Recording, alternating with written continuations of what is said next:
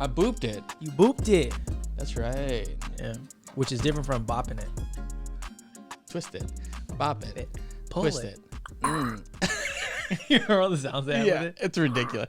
Because, you know, a lot of items back then had all those sound effects that they love to add just to add value. You remember like the laser gun or whatever?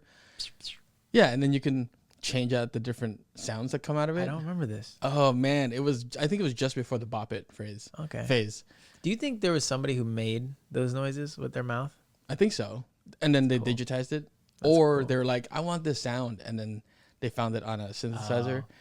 Right? Like Michael Jackson, I think, had that. Where he was just beatboxing. It's like, no, it's coming from my mind. And he's like, you know, because he didn't play any instruments. He was like, I just hear it. Yeah. And then the musician's like, oh, here, what about this sound? Oh, I know what you mean. Yeah. It's like, yeah. Play it again, Tito.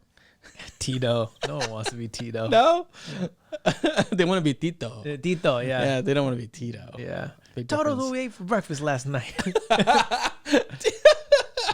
Right for breakfast last morning. That's rush hour. Interior, morning, rush hour breakfast. Hey, thanks for getting me breakfast this morning. Of course. I appreciate that. And thank you for cooking me some eggs this morning. You're welcome. I'm all about that nourishment. I appreciate that. I mean, what better gift can a guest give than something for the host, you know? That's true. I always like to come to a party never empty-handed. Yeah. Never come empty-handed and to a party. I like having people leave parties with something in their hands. Aw.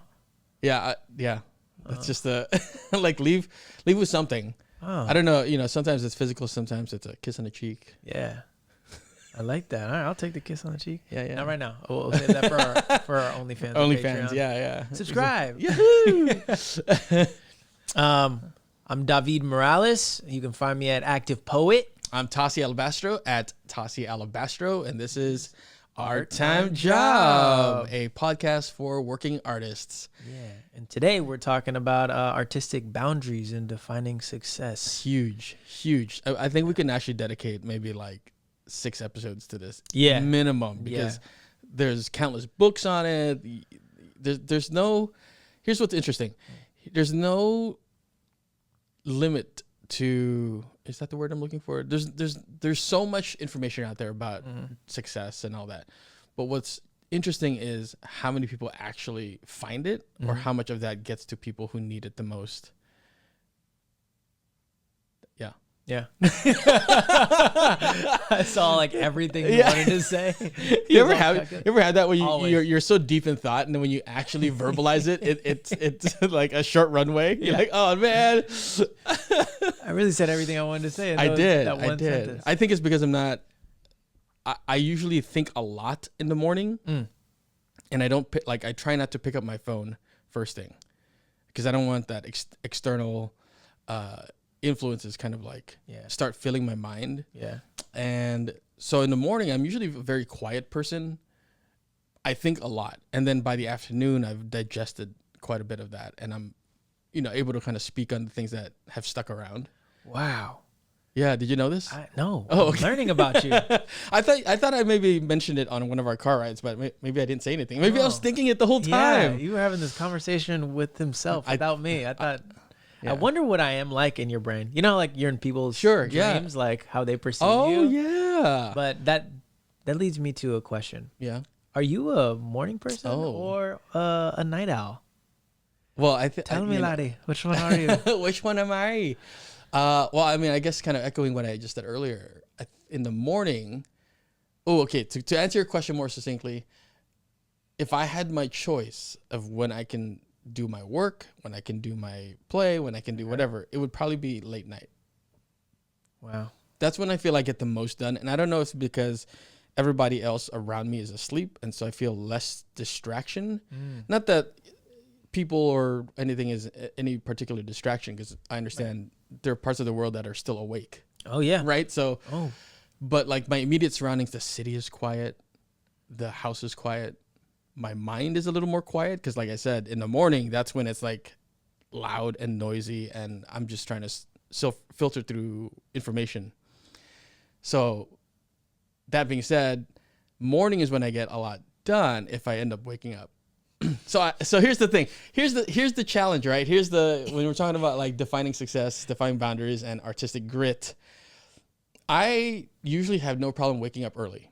Okay. The challenge is staying up. Because I'll get up, I'm like, hello, sun. Hello, toilet bowl. I'm using the bathroom, right? And then suddenly it's like, oh, hello again, bed. Why is the bed so seductive? We meet again. Like, don't you want to come on in here? I do. I want to climb back in. I do. Yeah. Just for a second. Yeah. So it's really about finding like, what is the reason I stay out of bed? Yeah. Right. And then it cycles back. Well, I get most of my work done and most of my like creative workflow done in the evening. So like, then what's the point of staying up? So it's really this nasty kind of habit of like, if I can just stay up and reshift my mind so that I'm working more, I have a feeling that if I can get there, it'll just stay there. You know what I mean? Like the mentality of like, oh, I'm going to go work out. The hardest part is what? Waking up. Or just getting there. Just getting there. To the gym. Yeah, once you're there, you're like, well, I'm here. Yeah. But the getting there is so hard. Yeah. And that's the gap that's looking at the bed. Like, the bed's right there. Just got to like not look at the bed. I think that's it. Yeah. Yeah. What about you? Oh, morning person all day, every day. You know, there's something about the night that I do find myself very creative, but there's like weird night energy that affects me. Like there's weird like night energy. You know, it's like that whole like the freaks come out at night. Like there's like so much. I don't want to say dark energy. That sounds weird, but it's like there's so much that could like. I don't know. There's this is fascinating. Hang on. Please explore. I'm gonna stay in the soup. Yeah. I just feel like more things. I don't say bad. I feel like more people are influenced at night. You know, where I feel like the morning, I feel like it's just me. It's me against me. At night, I feel like there's so many forces at play, and I don't know if I'm a victim to those forces where I'm just like. And I feel like it's self-sabotage because I know for me in the morning, I feel like I'm on top of the world. I elevate my whole day. If I wake up, ideally every day, I'd like to wake up at like 4:44, get a journal and meditation going on before like 6, hit the gym at 6, and then like, start my day and then start music right away. Yeah. Like that'd be ideal because when I finish like a song or like at least a verse before like 9, I'm like, top of the world. I was like, nobody can touch me. Nothing can happen today that will ruin my day. Oh, what a feeling, man. What a feeling. But there's a feeling that I have if I wake up like at 9, maybe 10, I feel like my day's ruined. No, I get that. It's like, oh, it's brunch time. It's the weekend. Like the rest of the day is really just for meh, blah. Meh. Yeah. Exactly. So like every time I stay up late, because I do it sometimes. Like you have to. Even last night, stay up till like 2, got up at like 6, and then I'm like, dang, why do I do that to myself? Yeah. But I know if I don't wake up early the next day, the like drag of last night will filter into that. Oh, wow. So you're really making that sacrifice of like, I'm going to get up for the sake of me tomorrow. To be on the right schedule again. And if it costs some caffeine or like a nap, it is what it is. A yerba mate. Hey, I love yerba, but I'm trying my hardest to get off caffeine. But today I do have a yerba because, like I said, I stayed up till 2. But I wrote some great stuff last night. Amazing. Yeah. Hey, sacrifice for your art. That's what I'm saying. Yeah. That's kind of what this is about sometimes, sacrificing. So I wanna kind of go back because it was fascinating what you were saying, and I'm learning this about Dav as well, right? So the dark energies at night. Does that is that because how do I phrase this? If on the days that you have not interacted with anybody most of the day, does the evening feel the same as the days that you have like had a full day of social interactions? Yes. It feels the same. Exactly. Okay, interesting. I just feel like, I don't know what it is. I just feel that there's just a lot more going on in the world. It feels really busy. Yeah. I know for you, you're like, it's quiet. But like, I feel like there's so many things happening right now. People are at the clubs. Sure. People are doing whatever they're doing, And maybe that's just the propaganda from all the TV and stuff we watch or like things you've seen go on. But like, I just feel like people are just more open to the day during the day. And there's something like my sister always used to say this, like, do you wake up to see the sunrise or do you wait around to watch the sunset? And I was like, whoa, woof. I like to watch the sunrise. I as well, actually. I know I mentioned earlier I'm not necessarily a morning person, but I also have no problem having to be up if I have to. Yeah. And I will say this past week, I've watched most of the sunrises for different reasons, right? I was in a different atmosphere, environment. There was maybe a bear attack. You know, we won't get into it. But Tasi was just in Tahoe. Yeah. But I watched from our room, or like the loft that we were in, I watched the sun rise with like the glistening from the lake. So it was like a beautiful moment. And I will say I want to just kind of go back to what you're saying about the night energy. I will say I do not like watching the sun set. I don't, it depends. But there is a consistent in my entire life, and there's a word for it in a different language. There is a sense of nostalgia, melancholy. Oh yeah. That I get during, is it dawn? No, dusk. When it's sort of like purpley, and it's this weird transitionary phase in the city that's happening, or the countryside, and I feel so melancholy. So I try not to watch it. Yeah. Yeah. It's challenging. It's like saying goodbye to a friend, or like saying goodbye to something. Yeah. I don't know. Which reminds me, I know we're talking about artistic grit. Do you mind if I switch to a story? No, go ahead, please. I remember like knowing that the next step for me in my career to like get to film and commercial was me getting an agent in LA. Oh, okay. And I got one after doing a show at SF Playhouse. Shout out SF Playhouse. Hey, SF Playhouse. And there was somebody there who, it's always like this. The story's always like this. Somebody there whose aunt happened to be in town, whose friend was an agent. It's always that story, you know? And they were like, wait, hold on. SF Playhouse. Yeah. What show was that? When I was doing the White Girl's Guide to International Terrorism. Oh yeah. Was that a reading? No, it was a full show.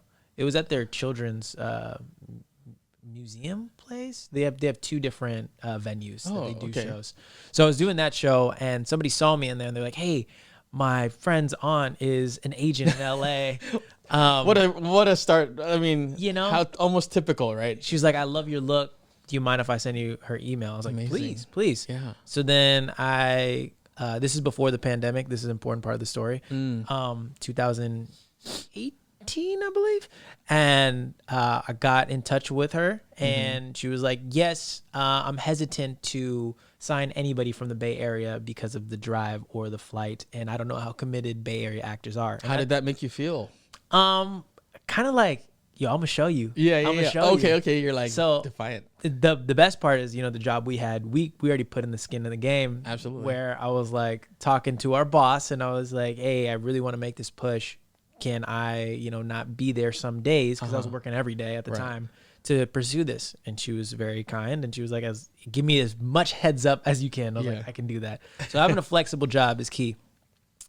But this agent would test me of like, yo, the night prior, she would test you. She was like, night prior, because she was like, if you don't show up, I'm dropping you. Oh. So night prior, like 6 p.m., she'd be like, you have to be in LA at 9 a.m. No way you can book a flight. You can, but it's going to be stupid expensive. So she was really...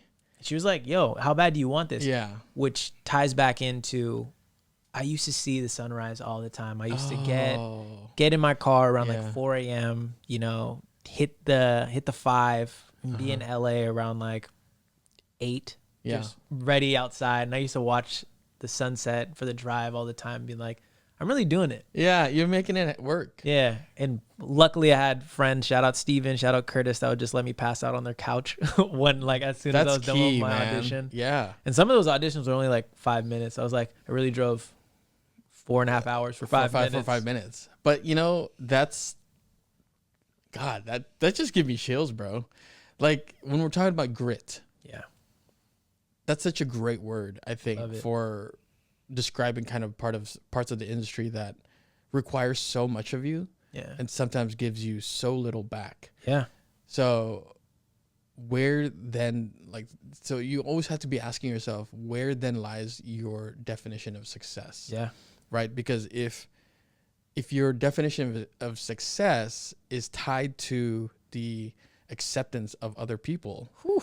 or the approval of other people, what does that grit look like? Man. Probably not good, right? Not Like, good it'll at wear all. you down. Yes. And you're going to find yourself burnt out. In multiple different avenues. You'll be burnt out financially. You'll be burnt out like spiritually. Yeah. You're like, I can imagine you're jeopardizing your relationships too to be the approval of so many. Absolutely. And you know what's the worst part of that? Like, so I'm always thinking about, okay, what's the consequence? What's the result of these things, right? So like burnt out is the result. Right. The consequence is bitterness. Oh, and you might not even want to come back to it. No. There's some resentment to your. That's exactly resentment. Thing, you know. Oh, and then what does that then look like when you're talking about, and part of this podcast is really about uplifting others, right? Yes. So if you're in that position where you're bitter, resentful about your work, about what you were originally passionate about, something you love, your baby. Yeah, you are eroding your boundary. Yeah. And you're allowing that then to like, and this is kind of tangentially related. I was speaking with someone about animation, I think it was, or video games, and they have a relative who is interested in it, and that relative went to go talk to someone in the industry because they just had a connection, and that person was so bitter about the work. I only got to work on this one part all year long, whatever, and really felt so, disillusioned to the whole thing that my friend's relative then turned away from it. Didn't even try. Damn. So that's that like sad part. Yeah. Right. You think about it like, oh man. But that's also somebody else's path. That's not exactly your path. And right. like, there's been simple like mind shift things that I've had to do. Like instead of like, oh, I got to do this today. I'm like, nah, I get to do this today. There's not that many people who get the cool voiceover auditions that I get that would like love to do what I get to do. Or like do some of the theater stuff we get to do. Not a lot of people like get those opportunities. Yeah. So the fact that we are being thought of and that we get to do some of these cool things, we don't book them all the time, but but that's par for the course. That's part of the grit, the tough skin that you get. You don't always get a promotion at work. Exactly. Right? You don't always get a promotion. You don't at work. So, and sometimes like you don't mind the daily grind of like, oh, I gotta. Yeah, I'm trying to really translate this for folks who I'm thinking about some of my relatives who might not know. Like, they ask me what I'm doing, but really what they're looking for is the result. Yeah. Right. So in translation for what we do, it's like, are you in a movie yet? Are you in Hollywood yet? Are you in a big franchise yet? That's the result.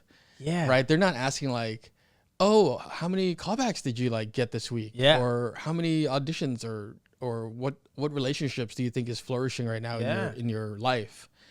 Those are like questions. If you're looking to be an ally to a budding artist, those are some amazing questions to ask them. Like, who's your mentor? Like, what are they like? Are you taking any classes? Absolutely. Can I help you? Do some lines, or would you like me to listen to any of your new music? Yeah. Do you want to spend time sketching? Yeah. Like, wow. Yeah. You don't even send us videos of podcasts or interviews. Be like, did you see this book that somebody was talking about? Like how they made it? Because there's no one way to make it in this industry. And the way you got my mind going on that, like you don't get a promotion all the time, but the only way you're going to get a promotion is staying at that job. Yeah. You can't get a promotion if you just be like, oh, this is not for me after a month and quit. Right. How do you expect to get to the next level? You have to stick around. Well, and there's so many things at play too, right? You stick around and you find out where your strengths are. Facts. And you make that why you are incredibly valuable as a person onto yourself. Yeah. Right? So that you're indispensable, or that you're the first person thought of when they're thinking about XYZ. Yeah. Right? Like, oh, I need a multifaceted artist who can rap, sing, do lines, and bring some great energy to a production. Who do I know? Who? I don't know. Who do we know? I might be that person. Yeah. That might be me. Yeah. I was gonna make a joke, but it's true. Oh, what was the joke? Nothing. Oh, It's gone. I was gonna say like Taylor Swift or something. Oh, you're right. I don't know. That is also the person. Some arbitrary name. You know, You like, would shake it off. She got some bars. she's in town. Apparently. She is in town. Yeah. By the time you guys watch it, she won't be in town, but she's gone. in town. No, but yeah, you know what I mean. Like, Yeah. be the person that you're thought of. Yeah. And for that to happen, you need to develop Yes. relationships. You need to also be clear about what your boundaries are as Yes. as an artist. You need right? to define what type of artist you want to be. And part of that is having goals. Agreed. I think. Agreed. Yeah. Like if your relatives keep saying, when are you gonna be in a movie, and you never want to be in a movie, it's like it's not a goal of mine to It's do not that. a thing. Yeah. Like I think there's like ways to look at goals, like how big do you want to be and how simple. Like what is success on the simple scale and what is success on like the fancy scale. Like it'd be cool to get this, but like I am happy with this. Yeah. So is that like fancy versus simple? Yeah. So with that, what does fancy Tasi look like? What is does simple? What does oh simple my God. Tasi look like? Oh man, I think We gonna get straight to it. So Yeah, they have an example of what fancy and simple. might so. look So like. I heard this from, I don't remember from who, and it could be from multiple places, but it's always stuck to me. The simplest version of my success is the fact that I can continue to do art without worrying about paying rent or housing or health. I love that. Like my simple focus waking up at any time of the day is like, ooh, what curiosity do I have right now that I can chase without any repercussions to my lifestyle, which I guess is the lifestyle already. So that's like the ideal version of me. Love it. Right. And there's the idealized, that's in relation to like work, I guess. But you know, as far as me as a human being, man, put me on like, I don't know, somewhere near a city or a dock or something. I don't know. I have this vision. I've had, me about yeah, this. no, here we go. I'm having this recurring dreams where I'm like in Portugal or Spain or something, some port town. And in the morning I wake up and I can like mosey on down to like a local cafe, maybe have a toast with like sardines or something, you know what I mean? Like, and then have the ability to access like the dock and see like the dock workers do their thing. I've always been fascinated by that. Loading, unloading, you know, waving, hey, hola, you know, whatever. Yeah. And then having a leisurely afternoon where I can go to like different markets, pick up different meats and produce and just cook for people at night and just listen to people tell stories, sing music if they, you know, bring a guitar or something. Or I could totally see that. right. The future for you. Yeah, leave your sandals at the door, come on in. You know, to make this happen sooner, we just might have to make a movie about this character. We'll so go. you can just be that Yeah, person. So you can just like be in the shoes of that person. Yeah. And then I guess to wrap that, the fancy version. That wasn't the fancy version? That was not. No, that's and see. You said Portugal, and I was like, oh, we going there. Well, so yeah, that's interesting, right? Because then like the people in Portugal don't think their life is fancy. Well, some might. I don't know. Yeah. But yeah, I mean, as far as fancy goes, okay. So you want to fancify that? Let's get it. So that simple version exists anytime I want. That's the fancy version. Meaning That's what I was thinking. next week I'll be in Portugal. This week I'm here. That's the fancy version. Okay. The fancy version is that lifestyle anywhere. The simple version, that lifestyle one place. There you go. Okay. Yeah, like right? Like simple, I'm already living there, retired there, whatever. Fancy, well, I want to experience that sensation of smelling that, touching this, and that from Portugal, but I want to do it in Hawaii instead. Oh yeah. Or I want to be in like Singapore instead. I want that there. That's fancy. Yeah. And even then I'm like, that feels like a solitary journey though. That's the only interesting thing when I think about those, like that's my personal, right? And I had to remember like I'm in a partnership. Yeah. And not to say like not chasing that is gonna diminish anything. Yeah. But like I'm cognizant, you know. That's like there's sacrifices in this artist journey. That's why I love that there's so many art forms that can be done remotely. Like you could stream anywhere, really. As long as there's internet. What? As long as there's internet. As long as there's internet, yeah. And that's the beauty of it. I think for me, I think I just want to create art at the highest level I can. Oh, okay. You know, that's a fancy version. I'd love to, some of these idols that we've looked up to in our whole life, I just love to like be like, oh, I love this person. Be like, oh, you got Jim Carrey and Davied Morales in the same movie, Will Smith and Davied in the same movie, you know, Denzel, you know, like all these people I just love to create with them because I've admired their work for so long. It's like sometimes we get these plays that we're like, oh, what? I get to be a part of this? Like, it's so cool. And you look around the room and you're like, oh, they're here. Yeah. Yeah. But I love, maybe that's because I treat this kind of like my sport. I'm competitive in this. Oh, okay. In a way. Like, all right, sure. This is like how I compete. And I always like to, I have some younger homies, which, you know, I'm not going to name drop. I remember during the pandemic, I was asking them like, yo, you have all this time, infinite time. Take worry out of it because everyone was a little worried in the pandemic. 100%. Still. But you have a whole day. Like if you had one perfect day, what would that look like? Yeah.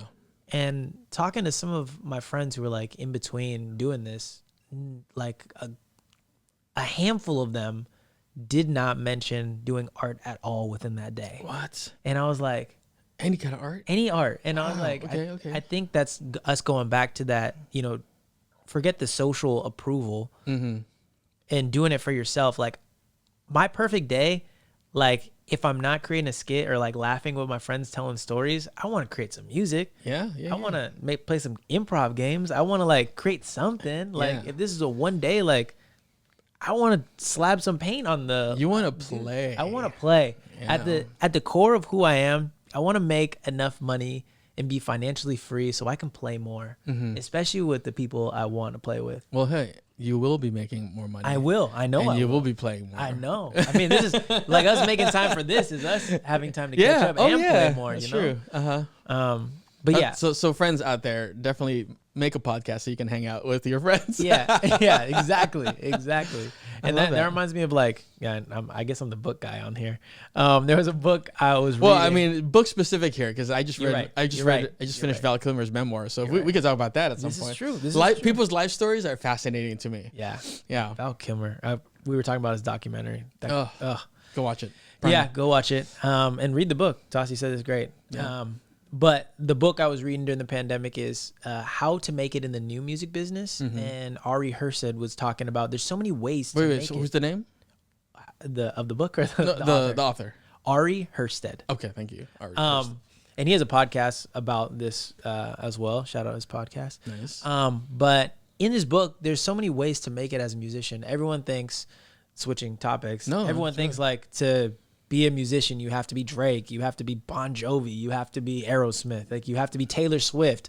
But there's so many unsung heroes like that. So sorry to derail. So when you're saying you have to be this, are you saying that there are a lot of external forces that want you to fit a mold of success? Okay. That's what they're saying. They're like, success is this, and if you're not that, then you're not successful. But there are so many artists that tour, that support their family, that do all the things that they want to, or there's just studio artists, studio musicians that are guns for hire that just play on like your favorite albums, but you just don't know their names, and they can make a living doing that. There's some people who don't like performing and just like recording their music. They just want to make the art. And they happen to be good enough to like exactly be signed. But you just don't know them, and that doesn't mean they're not successful. That's just your version of what that looks like is skewed. By the media, by the man. I have a friend that's that way. Really? He goes by Passion. Ooh. And he's in music industry. Okay. And it's very much in like the R&B sounds, right?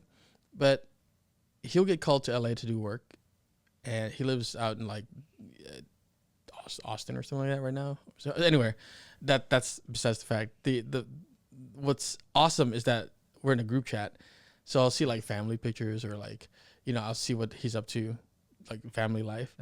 And then next thing you know, he's on Disney for one of their things. So, you know, I love it. Shout out, you know, that's that thing of like, shout out Passion. Bay Area too. Hey, Bay Area, born and raised, folks. Yeah.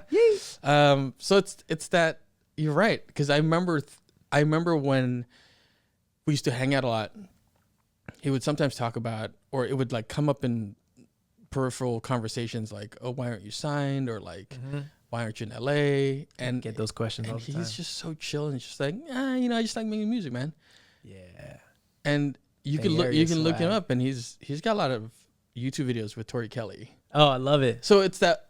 Yeah, I think you were telling me about Yeah. this. Yeah. So that's the kind of stuff that always puts so much in perspective, because I know this person really enjoys family time, and like, where are your values within defying within your boundaries and your definitions of success, right? And values so important, because they're like guideposts. I don't totally derailing, but no, it's good. We're good. I love this.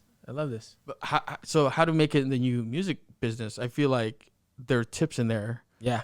That translate to other forms of artistry, right? Exactly. Is there anything that like popped out to you that still sticks? Man, so much. There's a cool way that he was saying how to like.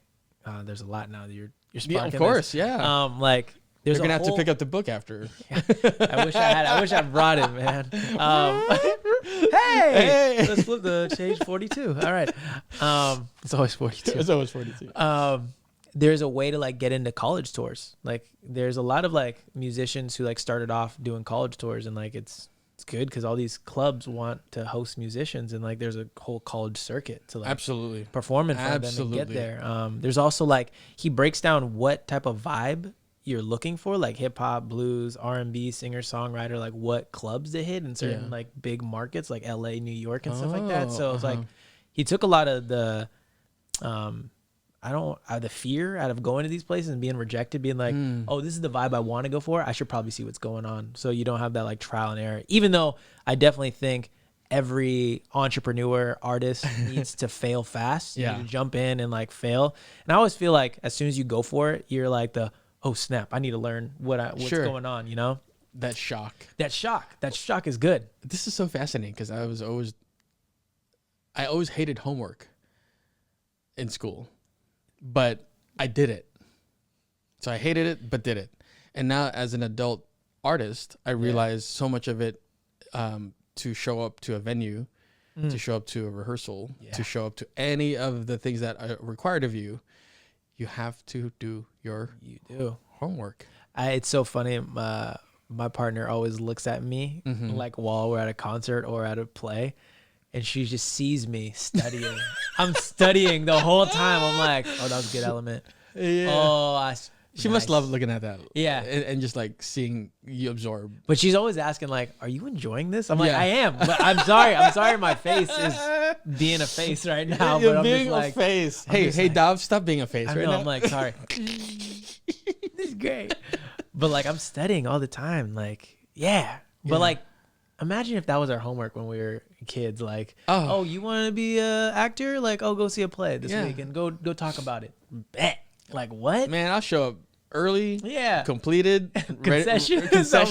Yeah. Ready to go, man. Put me anywhere. But that's the cool thing about like that book translated to me. Like, there's so many ways of being an actor that I've been finding out more recently, doing voiceover. I mean, theater. I mean, you're not locked in. We're not locked in. No. There's so many different avenues, and just because people don't see you doing all those things does not mean you're not successful. So defining it for yourself is great. Knowing where you want to go, and just know it's a forever revolving door, but it's cool that you have your compass of like what you're willing to sacrifice and where you want to go. And I think, sort of what you're saying, revolving door, and defining that success within it. For me, looking back, and I can show you I can show viewers out there, or I'll put it on Instagram at some point, my acting journal. You got an acting journal? I do, and it's about a decade old now. It's only in one moleskin, so I don't put everything. But I can flip through any page and go, oh, this is who I was at that time, and this is what I was interested in, right? And what's really something that, as far as defining success, was learning that I can be happy as long as I'm activating that part of acting that is organic. Meaning, I start off in doing movies because that's what you see on TV, right? So like, I want to do that. Yeah. And then I found out later, I now have all these like extra skills through that. Let me get into theater because I feel like the rough outline is there, but I need to chisel, right? So I got into stage acting because that's the actor's medium. Oh, wow. So I start chiseling. Oh, it's starting to be defined. Oh, look at this little like detail here. Oh, that detail is pantomiming. and improv and teaching. Oh, what? Oh, I don't mind doing this. Hone that a little bit more. But see, guess what? Now that that's like pretty fairly refined, I can zoom out and be like, let me work on this part. Let me chip away at this part. Oh, there's a bigger picture here. There's more to acting than like the stuff that I originally saw. Yeah. Not to say that that wasn't important. That was the lump of clay or the stone, whatever analogy you want to use, right? So being able to adapt and allow yourself to pull back and see the bigger picture, if there is one, is so important to helping define your success. Because like, was I a successful movie actor? Who's to say, right? I don't know. I have a movie on Amazon Prime. Do you really? I do. It's almost like 10 years old. In fact, the guy that wrote it just won Best Director at a Tribeca this year. What's the movie called? The movie's called Yes, We're Open. Yes, We're open. We're open. Yeah, and we're gonna get into episodes where we talk about our influences, and our sort of heroes, mentors, idols, whatever. But I will say, just to kind of preview that, I got to work with someone that I admired, and I'm still friends with them. And they're actually a really good voiceover actor. Nice. He's in Batman. So anyway, he's not Batman, but you know, doesn't matter. But that's that thing. But so defining your success for me, you know, it's learning how to adapt and like giving myself permission to say, yeah, that's good. Let me move on and I'll come back to that later. It's not going away, but I can come back to it later. I love that you have an acting journal that you can flip back and look at through the years. Yeah. In fact, I thought about making a YouTube series where I like flip it to a page, scan it or whatever, and then talk about that. You should. Wouldn't we all like to see that? That's great. Yeah, me and you are gonna probably have to collab on like a journal because I want to drop a merch journal because I like to journal too. Oh yeah. Maybe we'll go and do an episode about what we journal about specifically. Yeah. But yeah, I always tell people because there's been some people who are like, "Why haven't you dropped music this year?" Asking. Oh myself. man, I bet you get that so much. Yeah, and for me, there's part of the grit that I did not like trying to keep up with social media and posting all the time because I didn't get to enjoy my like process and like my release. It was all product. Yeah. So I always tell people this, and this applies to this, is like, what's a year taking the time to like really define your goals and the whole scheme of life? Like 1 year off to like really learn everything you want to learn, get a good approach, and like really define your goals and like what type of artist you want to be. So I took this time off to really, you know, it's all the things I want to do. I want to do this podcast. Me and you were talking about this for a couple months before we actually like got here. Yeah. You know, me and my producer Rob, who's mastering all the stuff you are hearing right now, me and him started making a bunch of music and it's already ready to drop. I wanted to get ahead before I started dropping music and not rushing, being like, oh, I dropped last month and I don't have a song. I want to get way ahead. At which point you're behind. Exactly. Yeah. So we're super ahead. Like we could probably drop a song a month for like 2 years. That's right beautiful. Now, you know? Well, how do you, No, how do you stay motivated through that? Because I think especially in this day and age, right? I think part of the motivation for some people is like, oh, I get to make it and post it right away. Yeah. Or like put it on or something, right? They're not necessarily thinking about laying down the tracks. Yeah. It's more like, let's get this train going. I'll put the track down as we're moving. So how do you stay motivated and kind of inspired? Because you are going through different phases. You're not making music all year. No. Although you did have a year where you did that. I did. I was trying to be like Russ and drop a song every week, which was cool. But like I did burn out and like things happen in life when we get theater gigs and I'm like, how do I supposed to do it on top of all this stuff? So I think he was very singular in the approach of like, I'm just going to make music, mix, master, do it all myself, rather than you and I are multidisciplinary. So there's other ways that we have to do stuff. How do I stay motivated? Because I love this. I still feel like that starry-eyed kid who like wants to just play and like have fun and see all these people like see the big kids play, and I'm like, I want to do that too. So your well is really deep. It is. And you spent a long time filling it up. So you're just like, I've spent way too many times manifesting like this to like not see it through all the way. Oh, yeah. I also love that, referencing back to the Ari Hersed book, is that as much time you put into the craft, you have to put just as equal amount of time into marketing. And a lot of people don't do that. You know, they post it once and they're like, oh, I told people. No, you didn't. No, you didn't. What people? And exactly. And if you really love it and you really enjoy it, that joy translate. You know, you see when people are on stage, easy, or you hear a song, you're like, they're having a good time. They're in the zone. And you are doing a disservice to yourself by not sharing it with as many people as you can. Yeah. You know, so I think that's how I stay motivated. Also going to see plays and going to watch movies and people perform. I stay motivated in that way. And just being really clear of my goal and where I want to go. That's amazing, man. What about you? How do you stay inspired, motivated? I plan a lot of downtime. Yeah. I think it kind of harkens back to, like, I'm the type of person where if I read a page of something, I have to like spend 2 hours thinking about it. If it's good, you know, if it's good, or if it like compels me. Yeah. Right. Like I won't gloss. For instance, if I was, you know, Val Kilmer's book, some of the chapters are short, but they get to the point, right? And it's also very poetic. So when I'm reading it, there are parts of it I just stop and close it. I'm thinking about like my time of when I was a younger person and when that movie came out. So this whole like triangulation of time space in my mind of like, who was I then? What was I experiencing then? Oh, this person was going through this at the same time. So those are the thoughts that, as I think about it, inspire and make me more curious. Ooh. Which are two, you know, if you're, I think about like my energy vessel, like hybrid. Like I've got curiosity fuel, I've got inspiration fuel, and then I've just got like madness fuel. Like I'm just kind of like zany and wacky, like, and that tank is much smaller, which means like it fills faster, but also I use it faster. The curiosity tank is the most. Right. So as long as I can keep myself curious about certain things, I'm always motivated to like explore that. Like, what is that? I want to check that out. Or like, you know, so translating that to consuming things, for instance, watching theater. Yeah. If I'm watching something and I see an actor or any element of the design in a movie or play that, or a live performance of any kind, and it's something like, what, how? I want to know. Yeah. I may never know exactly how they got there or how they did that, but the curiosity is enough to propel me in a specific direction, which keeps me motivated. Yes. And it's just allowing myself to not be burdened down by like, I'm not enough or I need to be this type of person to continue moving forward. You know, it is really at the end of the day, my brand of success. Yeah.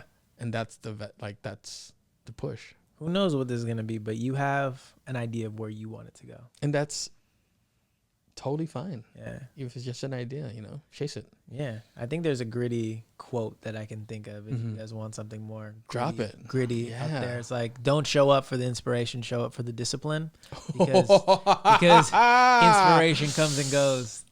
That's the militant. Oh, that's there. So good. Show up for the discipline, you know, which is a discipline all on its own. Yeah, showing up, consistency. With that being said, y'all get back to work.